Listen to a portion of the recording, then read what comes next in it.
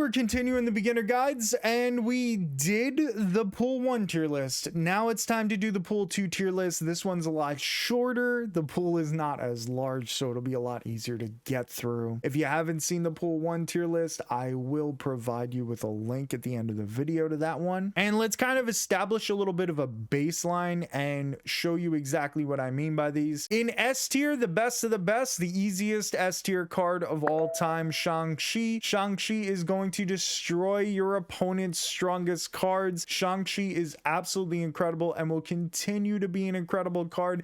As you go deeper and deeper into the game, Shang just never really leaves. A very strong A tier card is going to be Vision. Vision's a very good baseline for the A tier. He's incredibly strong, but he provides you with a ton of utility because you can move him around wherever you want on turn 6. B tier, the combo cards, Swarm is the perfect candidate for that. Swarm doesn't work in any other decks except for discard, but is incredibly strong in discard. As far as niche cards are concerned, Warpath is pretty much C tier. Not really an amazing card, not really a very strong card, but does provide okay value in certain decks. D tier, the awful cards, unfortunately is going to be Okoye. Okoye provides next to no value. She doesn't really improve any decks. Not a very good pool 2 card. So now that we have our baselines established, let's go ahead and fill up the tier list. And we got Rhino, who is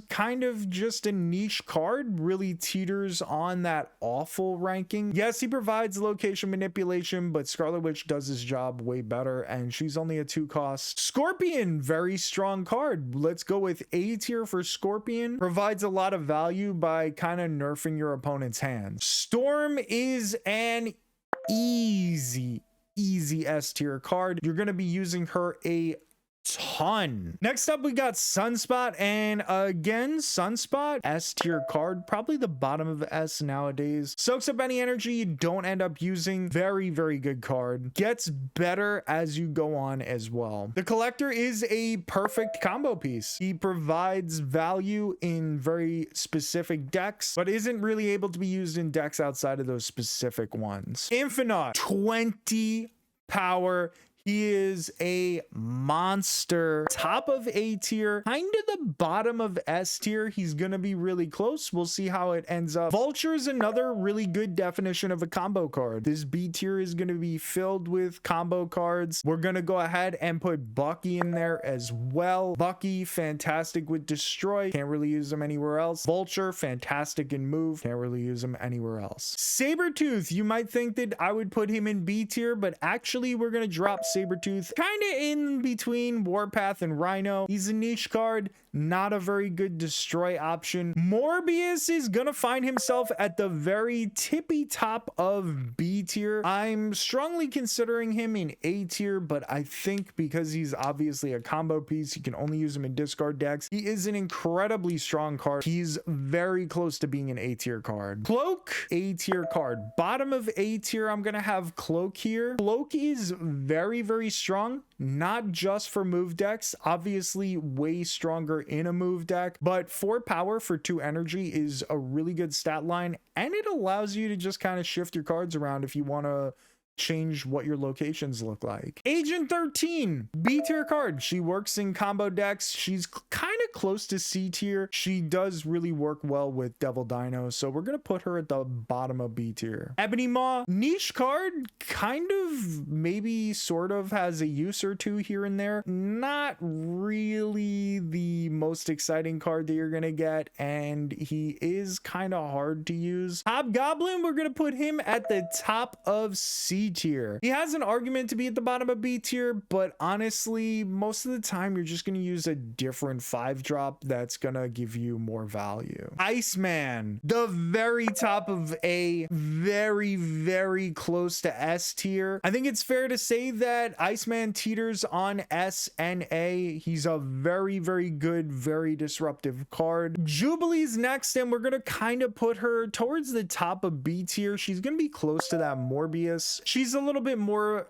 diverse than Morbius, but she's not better than Morbius, if that makes sense. Leech is going to be pretty close to the bottom of A tier. We're gonna actually just put him at the top of B. Leech is actually a very, very very, very strong card. The problem in pool 1 is that a lot of times your opponent has Infinite in their deck. Leech just kind of takes away Infinite's ability and allows for the opponent to be able to play him on turn 6 without skipping. That's the only issue with Leech in pool 1, so we got to put him at the top of B tier. But in reality, Leech is an incredibly strong card when you're not dealing with that situation. Leech is very, very good. Unfortunately, Naki is pretty awful. She's definitely a little better than Okoye, but she doesn't provide enough value. I think they need to lower her energy cost. Killmonger, easy S tier. Easy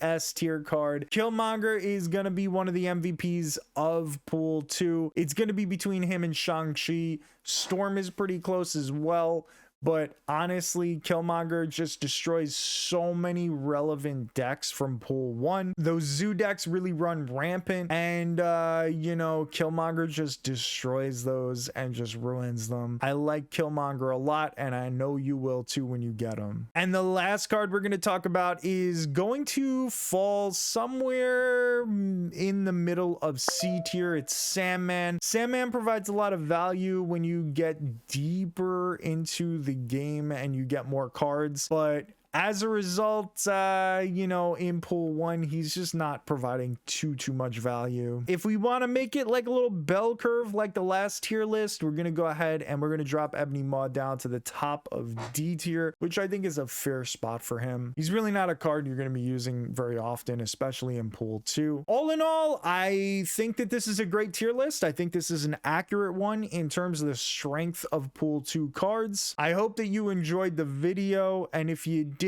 please give it a thumbs up, subscribe to the channel, because I have a lot more beginners guides for you guys, as well as some intermediate stuff and a bunch of stuff from new cards. Let me know in the comment section below if you think that I overrated or underrated some of your favorite cards from pool 2. I'd love to hear your thoughts. Have yourself a wonderful rest of your day.